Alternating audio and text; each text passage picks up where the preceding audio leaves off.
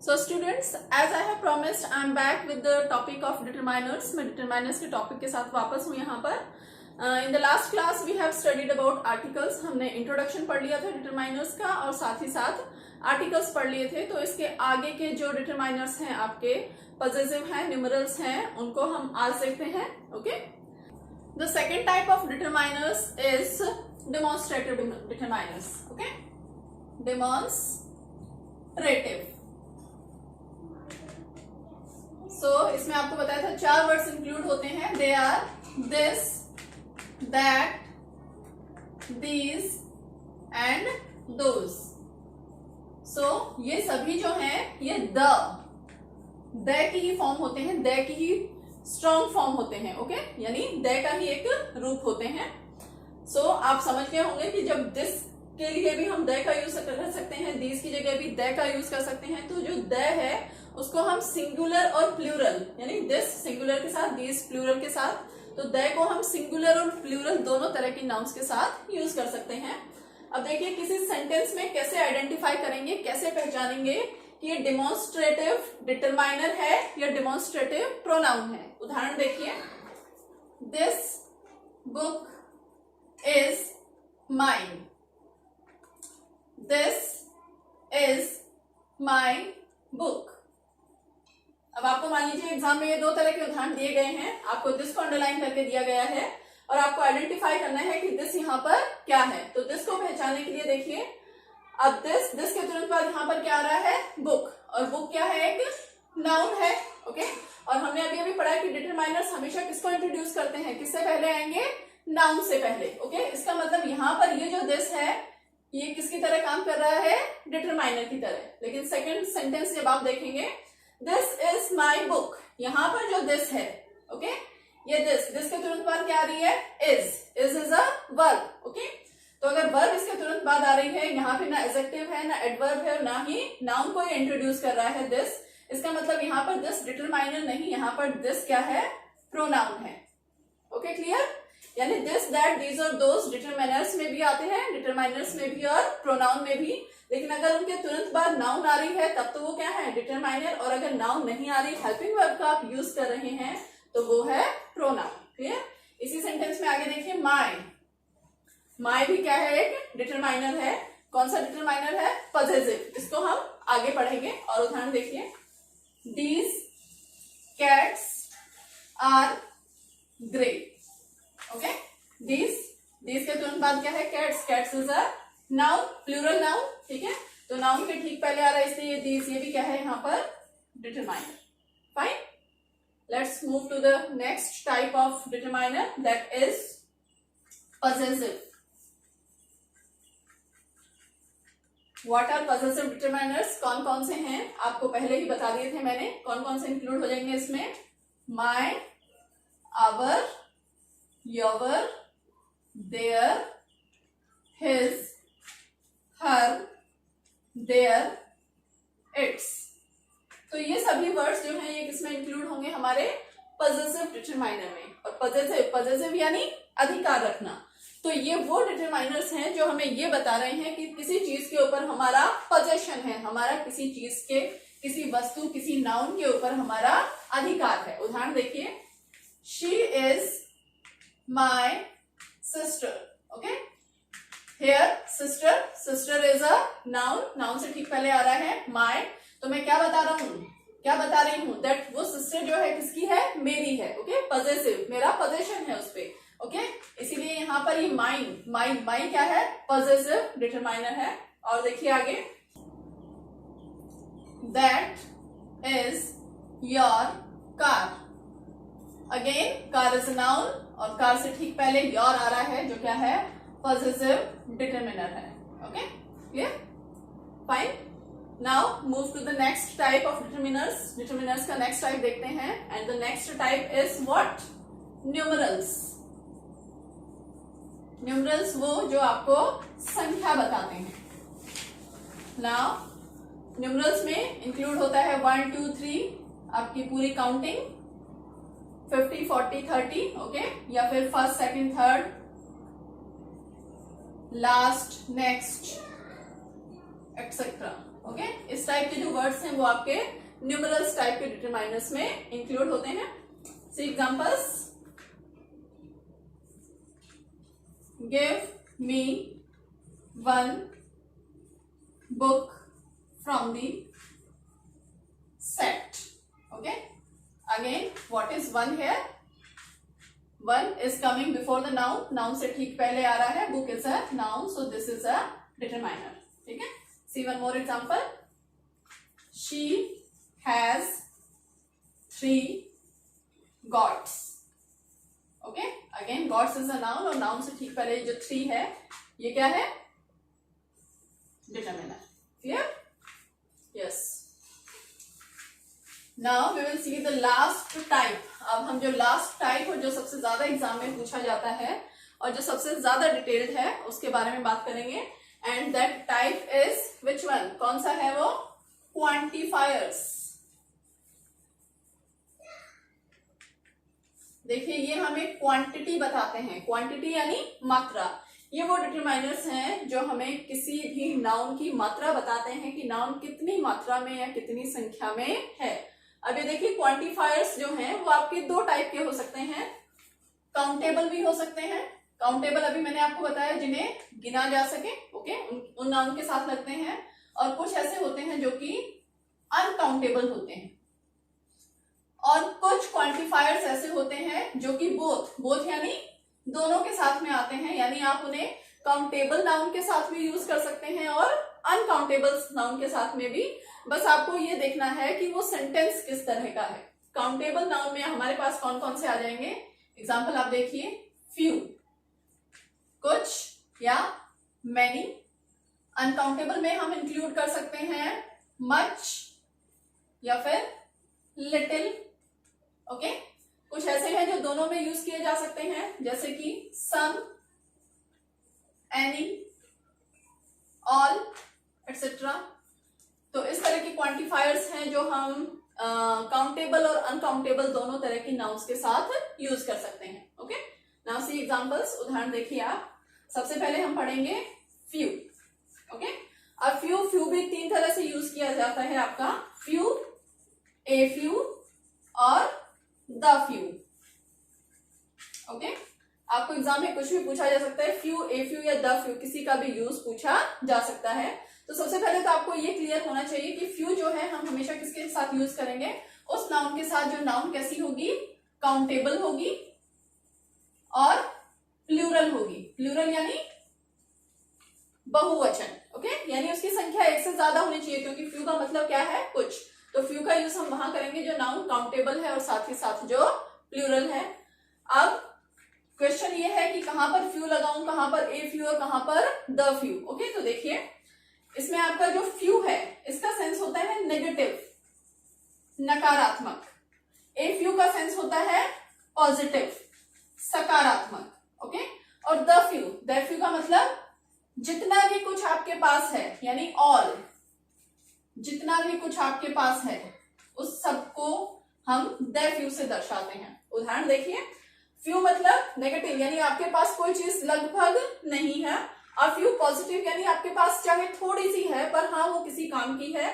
और the few that means आपके पास जितनी उपलब्ध है उस सारी की आप बात कर रहे हो. उदाहरण देखिए.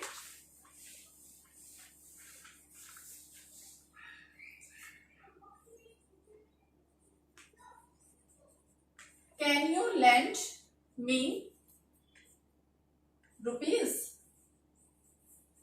Okay I have rupees. I cannot buy a car. I spend dash rupees I had.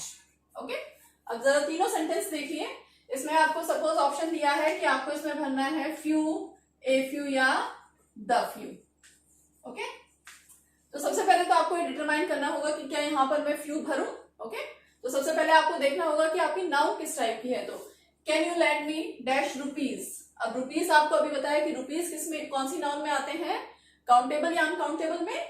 Rupees क्या है, काउंटेबल है, ओके, और काउंटेबल है, साथ ही साथ ये क्या है, प्लूरल है, बहुवचन में है। So can you lend me, क्या आप मुझे उधार दे सकते हैं। अब आप किसी से उधार मांगेंगे तो आप फ्यू, कुछ नहीं मांगेंगे, ए फ्यू थोड़ा सा मांगेंगे, द फ्यू जितना उसके पास है सब मांगेंगे, ओके। सो कौन सा वर्ड सही रहेगा यहाँ पर, a few, okay, a few यानी आप थोड़ा सा आप मुझे उधार दे दीजिए, it will be good for me. I have dash rupees, दूसरा सेंटेंस देखिए, मेरे पास डैश रुपीज है, I can not buy a car, मैं उनसे कार नहीं खरीद सकता, ओके। दैट मीन्स ये सेंटेंस यहाँ पर ये दर्शा रहा है कि मेरे पास जो रुपीज है वो बहुत कम है या थोड़े हैं, या नेगेटिविटी दर्शा रहे हैं, नकारात्मकता, ओके। तो यहाँ पर किसका यूज करेंगे हम, फ्यू का, okay. Now see last, I spend, मैंने खर्च कर दिए, डैश रुपीज आई हैड, जो रुपीज मेरे पास थे, तो आप क्या कहेंगे, द फ्यू, कि जितने थोड़े से रुपीज मेरे पास थे वो मैंने क्या कर दिए, स्पेंड कर दिए, खर्च कर दिए, clear. Few, a few and the few. सबसे इंपॉर्टेंट बस आपको यही याद रखना है कि काउंटेबल और प्लूरल नाउन के साथ आप यूज करें, ओके। फ्यू के बाद नेक्स्ट देखिए, लिटिल, ए लिटिल और द लिटिल। अब फ्यू में और लिटिल में बस थोड़ा सा डिफरेंस है क्या, कि फ्यू को हमने यूज किया था with the countable noun, countable noun के साथ, लेकिन लिटिल, लिटिल मतलब थोड़ा, ये हमें क्या बता रहा है, किसी चीज की क्वांटिटी, मात्रा, तो इसको हम यूज करेंगे उस नाउन के साथ जो कि अनकाउंटेबल है और प्लूरल है, ठीक है। यानी नाउन आपकी अनकाउंटेबल होनी चाहिए, जिसको आप गिन ना सके, और प्लूरल होनी चाहिए। उदाहरण देख लीजिए जल्दी से,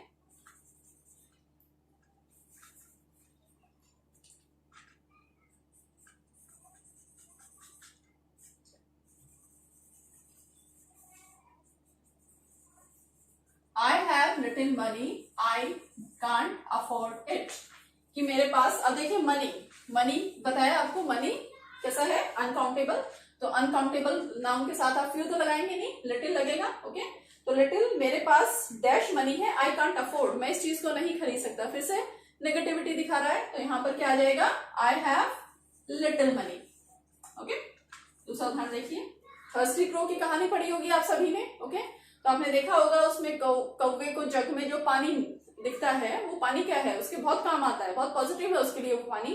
तो वहां पर किस लाइन का यूज किया गया है, क्या है देखिए, there was a little water in the jug, okay. The crow saw, crow ने देखा कि जग में पानी कैसा था, ए लिटिल, थोड़ा सा था, बट थोड़ा सा क्या था उसके लिए, यूजफुल था। तो the crow saw dash little water in the jug, उसने जग में क्या देखा, थोड़ा सा पानी देखा, तो ये पानी कैसा हो जाएगा आपका, ए लिटिल, ठीक है। एंड देन उसके बाद what happened, the crow drank, पी गया, the little water, the little means जितना भी थोड़ा सा पानी था, in the jug, from the jug, jug से, एंड फ्लू अवे, और उसके बाद क्या हो गया, वो उड़ गया, ठीक है। So the little, the little मतलब जितना भी थोड़ा सा उपलब्ध था वो सारा पानी उसने पी लिया, ओके। सो यहां तक हमारा जो little, a little, the little है वो कंप्लीट हो चुका है। Now we will move to the next determiners that are some and any. इन्हें हम एक साथ पढ़ेंगे क्योंकि देखिए दोनों को हम कंपैरेटिव उनकी तुलना करके चलेंगे यहाँ पर। So next are some and any, okay. Some और एनी, सम हिंदी में इसका अर्थ होता है कुछ, और एनी जो है वो कुछ और कोई दोनों के लिए आता है, ओके। तो आप सबसे पहले नोट कीजिए that some and any, beginning में आपको बताया था दोनों का यूज जो है हम काउंटेबल और अनकाउंटेबल दोनों तरह की नाउन्स के लिए करते हैं। यानी नाउन चाहे काउंटेबल हो या फिर अनकाउंटेबल हो, दोनों तरह की नाउन्स के साथ हम सम और एनी का यूज करते हैं। लेकिन नाउ अब देखिए दोनों में थोड़े से डिफरेंस हैं। कौन कौन से डिफरेंसेस हैं वो, first of all some is used, some का इस्तेमाल हम करते हैं विद पॉजिटिव सकारात्मक वाक्य, अफर्मेटिव सेंटेंस के साथ इनका प्रयोग किया जाता है, ओके। बट जो नेगेटिव सेंटेंस है, नेगेटिव यानी नकारात्मक, नेगेटिव सेंटेंसेस के साथ हम यूज करते हैं एनी को, ओके। सेम में इसी तरह से अगर इंटेरोगेटिव आपका सेंटेंस है, इंटेरोगेटिव यानी वो सेंटेंस जिसमें कोई क्वेश्चन पूछा गया है, ठीक है, तो उसमें हम यूज करेंगे एनी का। ओके, अब एक और डिफरेंस देखिए, अगर आपके पास इंटेरोगेटिव ही सेंटेंस है, अगर आपसे प्रश्न ही पूछा जा रहा है लेकिन आपको उसका उत्तर मिलना है यस में, आपको उम्मीद है कि आपको उसका उत्तर हाँ में मिलेगा, उस स्थिति में हम यहाँ पर एनी ना लगाकर सम का प्रयोग करते हैं। Okay, now just note down this, इसे नोट डाउन कर लें and we will see more uses, और यूजेस देखते हैं मोर। और देखिए some and any. So any जो है आपका वो ज्यादातर ऐसे सेंटेंसेस में आता है जो या तो नेगेटिव होते हैं, ठीक है, या फिर उनमें नेगेटिव वर्ड्स का यूज किया जाता है। नेगेटिव वर्ड्स कौन कौन से हो सकते हैं देखिए, विदाउट, विदाउट मतलब के बिना, किसी चीज के बिना, तो विदाउट जहां पर भी है सेंटेंस में आपको सम और एनी का ऑप्शन दिया गया है तो आप उसमें एनी भरें।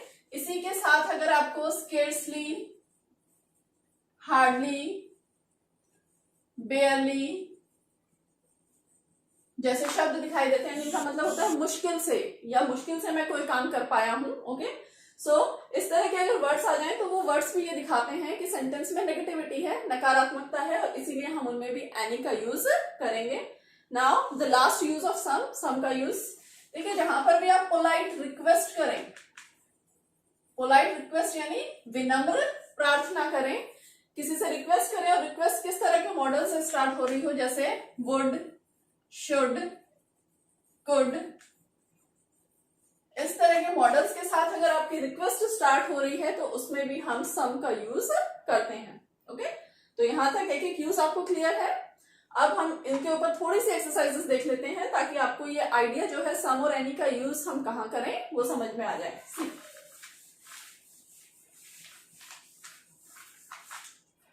Example, would you lend me dash money, question mark, okay. Second, do you have dash idea about this, she barely had dash good books, there are dash flowers in the garden। Okay, suppose you have these sentences, आपके पास ये sentences हैं और आपको इसमें सम और any का option दिया गया है। सो क्या भरेंगे आप, फर्स्ट देखिए, would you land me money, okay, इसमें यहां पर क्या की जा रही है, जब वुड से स्टार्ट हो रहा है, this is a kind of polite request, polite request है, इसीलिए हम इसमें यूज करेंगे सम का। Second sentence, do you have dash idea about this, क्या आपको इसके बारे में कोई आइडिया है, आप इससे प्रश्न पूछ रहे हैं, क्वेश्चन कर रहे हैं, तो सीधा सीधा यहाँ पर क्या आ जाएगा, any. Okay, she बेयरली had dash good books, उसके पास गुड बुक्स बेयरली थी, मुश्किल से थी या ना के बराबर थी, इसीलिए यहां पर भी हम किसका यूज करेंगे, एनी का। There are dash flowers in the garden, garden में डैश फ्लावर्स हैं, फ्लावर्स काउंटेबल नाउन है, ठीक है, प्लूरल है, और प्लूरल के साथ देखिए वैसे ही हम एनी का यूज नहीं करेंगे, ठीक है, तो काउंटेबल नाउन है आपकी, प्लूरल है, और सम और एनी का ऑप्शन है, तो आप इसमें किसका यूज करेंगे, सम का। साथ ही आपका अफर्मेटिव सेंटेंस भी। So with this I am completing my today's class, and if you want a better knowledge, just watch both the videos available on determiners, and also if you like the video, if you like the teaching, please share, like and subscribe my channel.